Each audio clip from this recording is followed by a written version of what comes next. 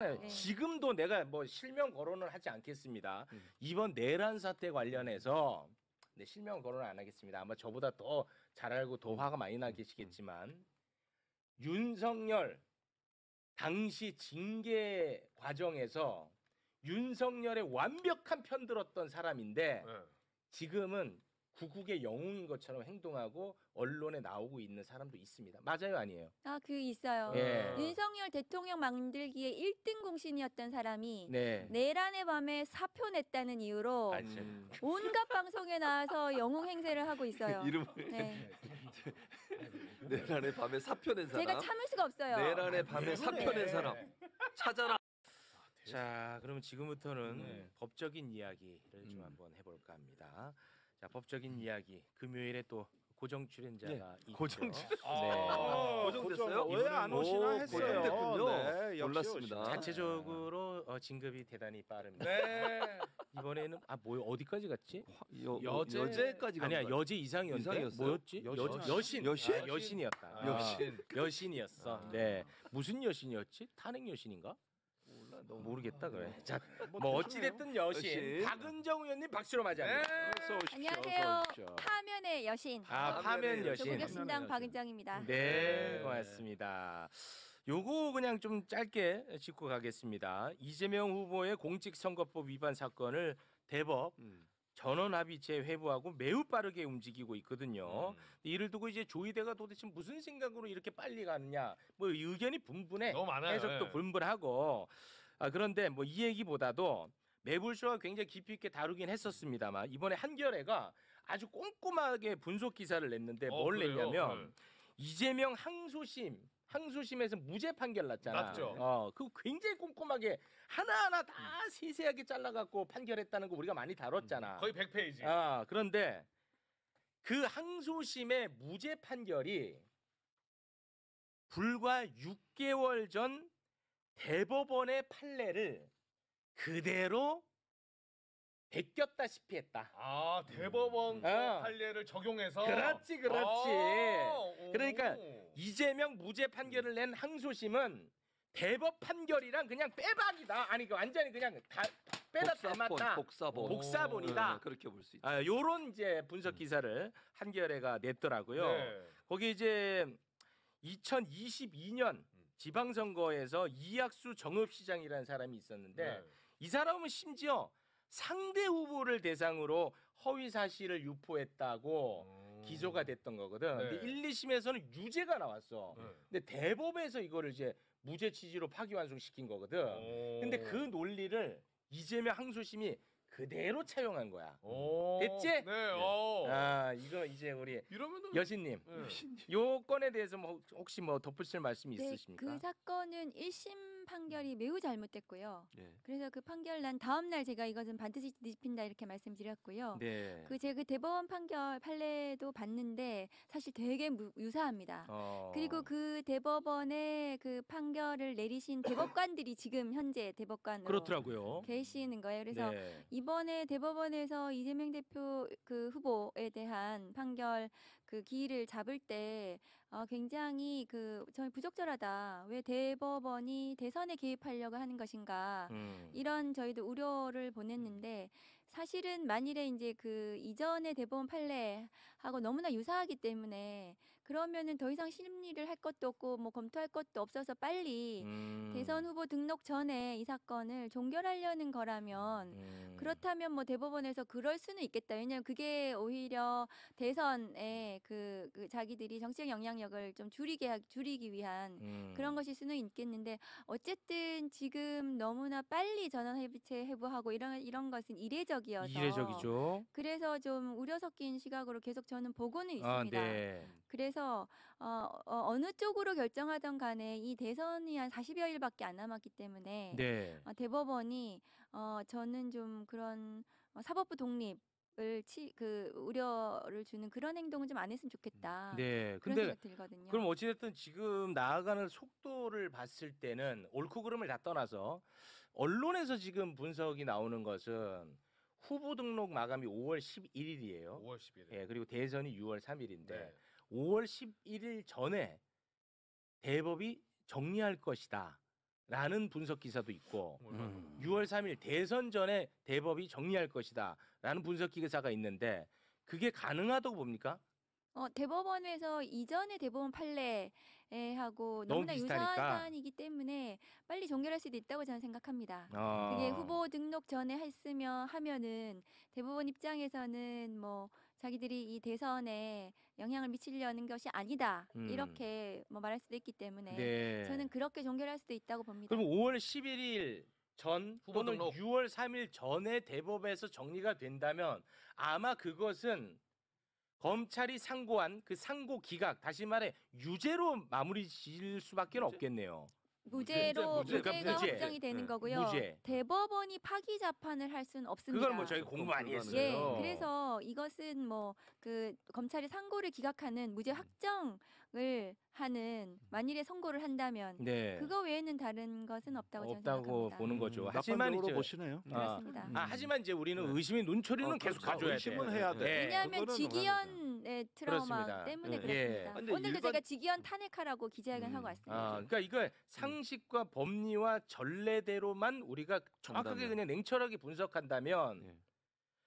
그게 맞아. 그렇지. 근데 우리는 그렇지 않은 일을 많이 보니까 이게 이제 복잡해지는 맞아요. 거거든요. 네, 의심을 하는 건 지금 예. 말씀하신 것처럼 사법부가 올바른 판단을 하지 않는 경우들이 있기 때문에 네, 의심을 하는 그렇습니다. 거죠. 조희대 대법원장이 지난 그 계엄과 관련해서 어떤 입장 표명도 하지 않았습니다. 그렇습니다. 그때 법관 체포라든가 이런 사법부 독립을 위협하는 굉장히 중요한 것들에 대해서도 침묵했고 네. 그랬기 때문에 의심의 눈초리를 저희는 가질 수밖에 없습니다. 그렇죠. 네. 알겠습니다. 요거는 이제 요 정도로 깔끔하게 정리되는 네. 것 같습니다. 네. 네. 요거 아들로서 이건 네. 굉장히 관심 갖는 관심 갖는 이슈죠. 이슈 지금 아니겠습니까? 이슈가 네, 관심이 안 아들입니다. 갔겠어요 지금. 네. 그러니까 저는 박은정 말씀처럼 박은정이 아니고 박은정 의원. 의원 네. 말씀처럼 의원이라 했어요. 예. 잘 들으세요. 의원님 말씀처럼 무죄가 날 가능성이 있으면 빨리 할 거라고 생각해요. 왜냐하면 네. 이게 1심과 2심의 내용이 다르고 2심에서는 100페이지 넘도록 판결문을 썼기 때문에 거기 보면 논리적으로 너무 탄탄해요. 이걸 유죄로 바꾸려면요. 그렇게 빨리 할 수가 없어요. 대법관들이 12명이 심리를 하잖아요. 그 사람들이 몇 번 만나가지고 유죄로 확정할 수 있겠어요? 파기환송 못해요. 절대로 못하니까 저는 어쨌든 이렇게 빨리 한다는 것은 무죄로 나올 가능성이 높다는 것이고 네. 그러나 저는 이런 생각은 들어요. 대법원이 이 문제를 이렇게 빨리 하는 것도 이거는 선거에 개입하는 겁니다. 이거 안 해야 돼요. 왜 이렇게 문제를 삼아요? 만약 무죄 나와도 국민의힘 가만히 있겠습니까? 양쪽 다 문제를 삼을 수밖에 없는 이슈이기 때문에 네. 이렇게 빨리 진행하는 것 자체가 저는 문제라고 생각합니다. 새로운 관점은 없네요. 야, 이 사람이 진짜. 새로운 관점은 없었어요. 아들의 관점. 아들의 관점. 네, 알겠습니다. 예. 멈춰. 네, 자 그리고 검찰 이슈로 좀 넘어가 보겠습니다. 검찰. 대선판에 뛰어든 검찰. 3년 5개월 동안 무려 3년 5개월 동안 문재인 전 대통령의 딸 그리고 문재인 전 대통령의 사위 그리고 사위 일가를 3년 5개월 동안 탈탈 털었다고. 털었어요. 3년 5개월을. 근데 3년 5개월 동안 탈탈 털더니 딸하고 전 사위는 기소를 안 해. 그런데 단 한 번도 조사도 하지 않았던 문재인 전 대통령에 대해서 뇌물죄로 기소. 말이 안 되잖아, 형식적으로도. 네. 그래서 이것은 대선판에 검찰에 끼어들었다. 이런 이제 이야기가 나오는데 요거 어떻게 보고 계십니까? 요건. 그 전주지검장 찐윤 대표적인 검사 이창수가 올라가서 성공했죠. 그 지금 이제 네, 전주지검장이요. 지금. 네. 그래서 그 윤석열 검찰의 마지막 칼춤이라고 저는 보고요. 네. 그리고 이 전직 대통령 문재인 대통령에 대한 기소 자체가 그 너무나 증거 없이 그냥 무지막지 기소한 거거든요. 묻지마 네. 기소한 거고 이 사건 무죄 나면 이 사건 수사한 뭐 기소한 검사들 처벌 좀 해요. 다 진짜 저는 가만둬서는 안 된다고 생각합니다. 아니, 진짜로. 이 대선 전국에 그것도 뭐 하는 짓입니까? 조사도 이거? 없이 그 전직 대통령을 저렇게 네. 기소를 할 수 있겠는가? 저는 너무 말도 안 되는 상황이죠. 사실. 아니 그러니까 검찰이 이 잣대로라면 이 잣대가 뭐야? 사위가 받은 월급이 문재인 전 대통령 뇌물이라는 거잖아. 그렇죠. 그럼 이 잣대라면 심우정 딸 특혜 채용 그렇죠. 그것도 논란 뇌물이지. 있잖아요. 그러면 딸이 받은 월급 심우정 뇌물이야. 이거는 똑 떨어져. 시무정한테 이거 왜 기소 안 해? 그 기소. 심우정 딸에 대해서는 제가 계속 청문회 때부터 문제 제기를 했고요. 네. 그 이거 아니 뇌물로. 뇌물로 사안이 완전히 지금 네. 그 심우정따는 오히려 굉장히 문제가 심각하죠. 매우 심각하죠. 예, 그래서 이 문재인 대통령에 대한 기소는 제가 보니까 검찰이 대선판에 이제 뛰어든 건데요. 맞습니다. 굉장히 오히려 검찰이 원하는 대로가 아니라 반대로. 반대로 그렇지. 민주 진보 진영에 오히려 결집을 네. 시키는 거라고 저는 생각을 그렇습니다. 하고. 말이죠. 나- 제가 이 문제를 보니까 단순히 대선판에 끼어든 게 아니라 대선 이후까지 대비하고 있다는 느낌이 듭니다. 이후까지. 왜냐하면 이 사건뿐입니까? 지금 삼부 토건 검찰로 이첩됐죠. 네. 예, 그래가지고 수사죠. 그다음에 김건희 재수사 결정 났습니다. 네. 예, 그다음에 감사원이 하던 그 9.19 합의에 따른 북한 지피 철거 네. 그 부실 검증이 이제 검찰로 수사 의뢰가 됐습니다. 네. 지금 도처가 다 넘어가고 있어요. 검찰로. 전부 다 넘어가고 이게 저기 윤석열 정부, 문재인 정부께 다 넘어가고 있습니다. 네. 전부 다. 그러면은 이 얘기는 뭐냐면은 전 정부, 전전 정부 이게 전부 다 지금 검찰 소환하기 안으로 다 들어가고 있는 거예요. 그런데 이런 실탄을 많이 갖고 있으면 다음 정부에서 틀림없이 검찰 개혁합니다. 네. 이때 우리 내란 수사도 하고 이런 수사도 하고 있고 저런 수사도 하고 있고 막 벌려놓은 걸 다 갖고 있으니 이거를 방탄용 어떤 그 자기들의 독점 사건으로 관리하면서 이 사건 수사 못하게 우리 검찰 개혁하겠다는 거 아니야? 이렇게 대선 이후까지도 그럴 수 쭉 있겠다. 버티기 위한 그런 어떤 그 움직임으로도 보여진다 이거예요. 네. 하지만 네. 씨알도 안 먹히죠. 그렇죠. 안 먹히지. 그렇죠. 예. 그러면은- 최고기는 안 되죠. 네. 그러면 보십시오. 이때 이제 민주당 대응은 오늘 저 본회의에서 특검법 발의했지 않습니까? 그러면 이제 6월에 그걸 처리한다는 거거든요. 대선 이후에. 그렇죠. 네. 그러면은 한쪽에선 검찰 개혁, 한쪽에선 여당이 주도하는 특검, 그 다음에 공수처 강화. 네. 이게 집권 초에 다 이제 해야 돼요. 한꺼번에 오는 것이죠. 예. 이때 이제 파워 게임을 내다 보는 거 아니냐. 네. 아. 그때 박살 냅니다. 그렇죠. 네. 자, 대선판에 뛰어든 검찰 이야기 방금 말씀하신 거 연장선에서 바로 또 말씀드리겠습니다. 모르시는 분들 계실 것 같아서 네. 검찰이 김건희 도이치모터스 주가 조작 혐의에 대해서 다시 수사를 하겠다고 밝혔어요. 그런데 디올백에 대해서는 또 수사를 안 한다네. 난 그래서 이 검찰 얘네 생각이나 뭔지를 못 읽겠어. 했다가 왜 도이치모터스는 하고 또 디올백은 영상까지 있고 아주 깔끔한 사건인데 이것도 그쵸. 왜 안 하지? 나 도대체 이해가 안 가거든. 이거 어떻게 해석해야 돼요, 이런 거? 그 내부적으로 아마 서로 싸운 것 같아요. 아. 그래가지고 뭐 대검에서는 이렇게 하지 말자. 그다음에 밑에서는 이렇게 해야 된다. 이렇게 하다가 이제 중간적 결론을 내는 건데 디올백 수사 해야 돼요. 저것도 알선 수재 등 그 죄가 된다고 보이기 때문에 전부 다 다시 수사해야 되기 때문에 아마 저거 재항고해서 대검에서 다시 검토하도록 네. 디올백 부분은 하고 도이치모터스는 뭐 안 할 수가 없지 않겠습니까 지금? 그렇습니다. 그래서 뭐 저거는 신병에 대한 구속 수사를 해야 된다. 저는 그렇게 네. 생각해요. 아니 검찰이 도이치모터스 건에 대해서 다시 수사를 하겠다고 이번에 밝혔단 말이야. 네. 그러면은 그 전에 도이치모터스 수사로 털어줬던 애들 이창수 사진 좀 띄워주세요. 이창수, 조상원, 최재훈 얘네들 최소한 징계는 내려야 되는 거 아닙니까? 얘네 그럼 잘못했다는 거잖아. 아 그러네. 맞지? 네, 네, 검찰이 그러네. 이게 부실 수사니까 다시 하겠다는 거 판단한 거잖아. 그러네요. 그럼 부실 수사하면은 가만히 놔두면 돼? 아니지? 그거 맞네. 맞지? 이거 놓치고 있었네. 이거 징계해 주세요, 검사님. 굉장히 예리하게 말씀하셨는데 예. 저거 벌점 정도 줘요. 벌점. 벌점. 고검에서요. 예. 지검에서 뭐 수사한 거 재기 수사하게 되면은 벌점 주는데 벌점이 문제가 아니라 헌재에서 저 검사들 탄핵 심판에 기록을 안 내놨어요. 네, 그래서 맞아요. 어떤 수사를 제대로 했는지 안 했는지 의문이 있다 이렇게 판단했거든요. 맞습니다. 그러면 저 기록에 보면은 분명히 직무유기한 부분들이 있을 거라고 저는 생각해요. 네. 그런 부분에 대해서는 징계뿐만이 아니라 수사를 해야 된다고 네. 생각해요. 저 이창수가 전주지검에서 올랐죠. 문재인 전 대통령 전사위 털다가 너무 잘해가지고 올라온 거 아니야? 맞아. 전주지검장 하다가 중앙지검장 한 사례가 없어요. 그거는 네. 굉장히 이례적이네요. 전주로 보내는 거는 그냥 이렇게 사라지는 순서거든요. 검사장이라고 하더라도 마무리해라 너. 마무리. 예. 그래서 서울중앙지검장으로 올라온 사례를 저는 보지 못했고 오. 이창수가 전주 가기 전에 성남지청장 하면서 이재명 대표 수사를 또 했어요. 저 이창수는 트리플이에요. 아. 그러니까 윤석열이 너무 사랑스러운가 봐. 자기 형사 재판에도 증인으로 신청했어요. 그러니까 이창수를. 그 내란 재판에 이창수가 증인으로 나갈 일이 없어요. 네. 그런데 부른 거 이제 그 이유는 김건희 막 수사해야 돼 하잖아요. 지금 중앙지검에서. 네. 그러니까 압박용이에요. 내가 너 증인으로 불러가지고 이거 물어볼 거니까 우리 수사 잘해 이렇게. 네.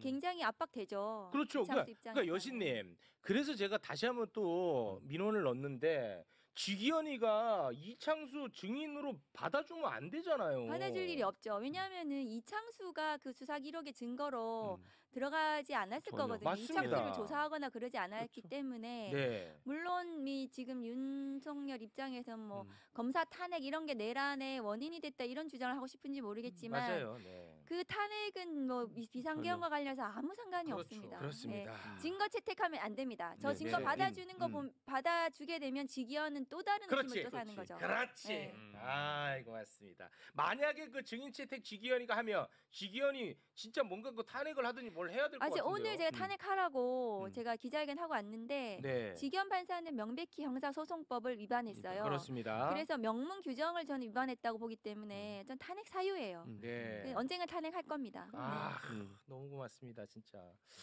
자 그리고 이 건은 우리 여신님하고 또 때려야 뗄 수 없는 사건인데요. 네. 수요일에 우리가 한동훈 이야기하면서 또 수요일에 같이 네. 했잖아.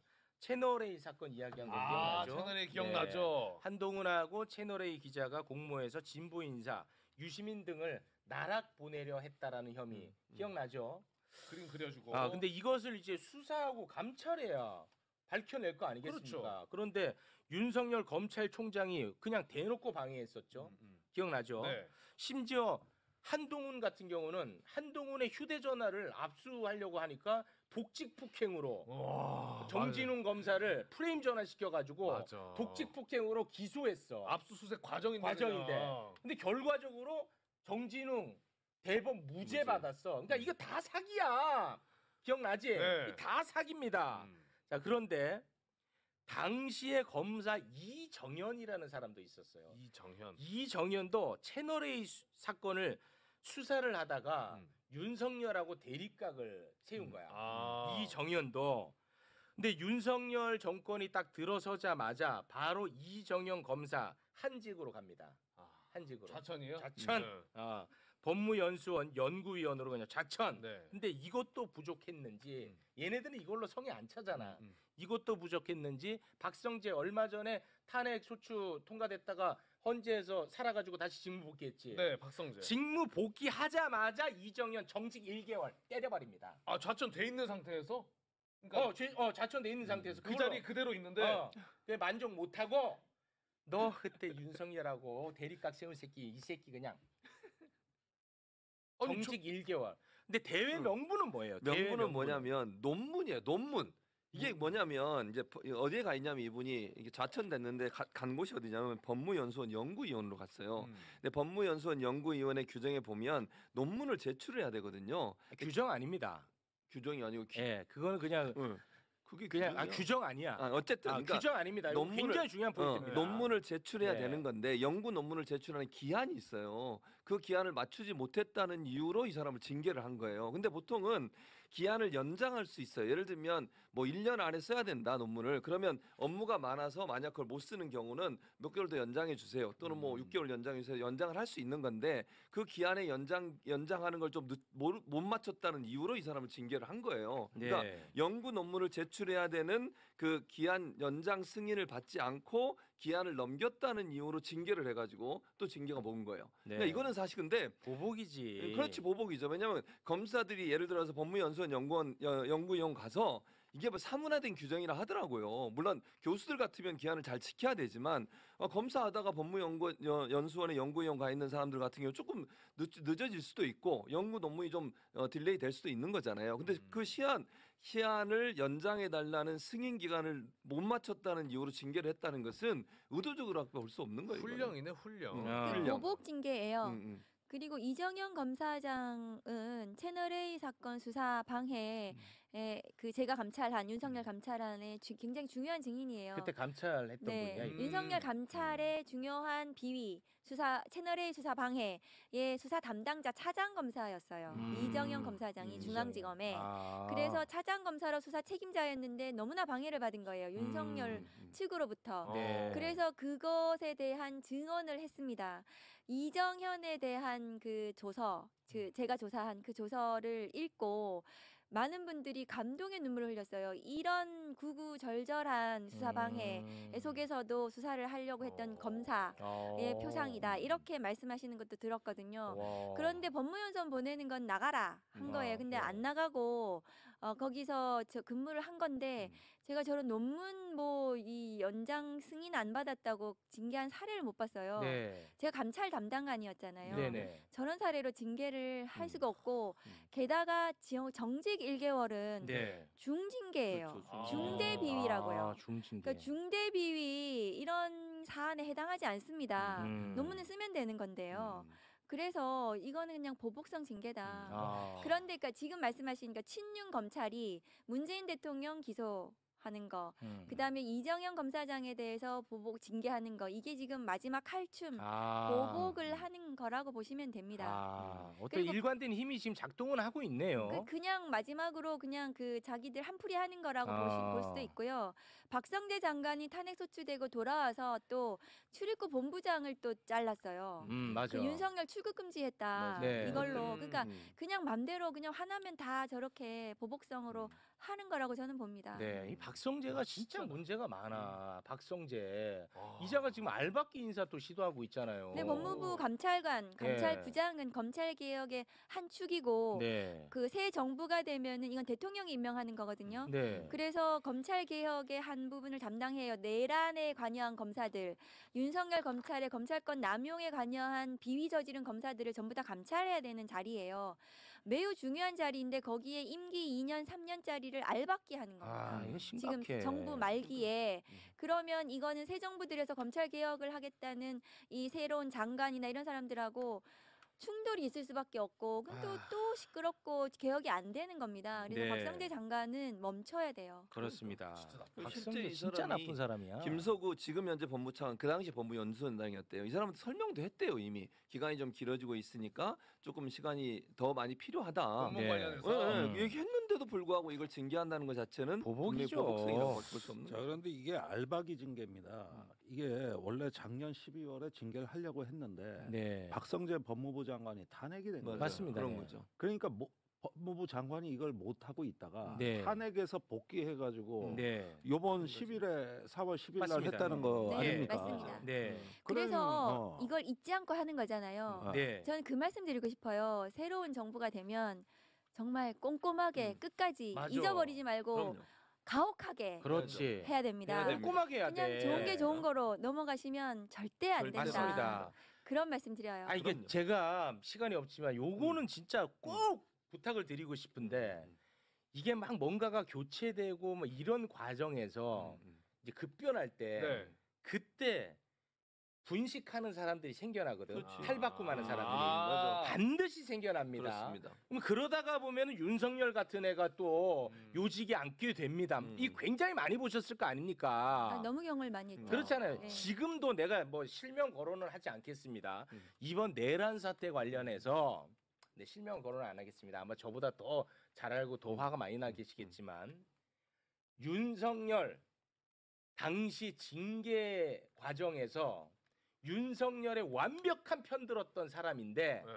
지금은 구국의 영웅인 것처럼 행동하고 언론에 나오고 있는 사람도 있습니다. 맞아요, 아니에요? 그 있어요. 예. 윤석열 대통령 만들기에 1등 공신이었던 사람이 네. 내란의 밤에 사표 냈다는 이유로 온갖 방송에 나와서 영웅 행세를 하고 있어요. 이름을 네. 내란의 밤에 사표 낸 사람. 제가 참을 수가 없어요. 내란의 밤에 사표 낸 사람. 찾아라. 누구야? 왜 그렇게 내란의 밤에 사표 낸 사람. 있습니다. 네. 있습니다. 내란의 밤에 사표 낸 어쨌든 사람. 어쨌든 왜 그렇게까지 해요? 사표 낸 사람. 인터뷰도 많이 했어. 그리고 나서 인터뷰 많이 이제 했잖아요. 그만 막. 나왔으면 좋겠어요. 네. 네. 돌아다니면서. 와, 나 지금 얼굴이 진짜 인터뷰 많이 했습니다.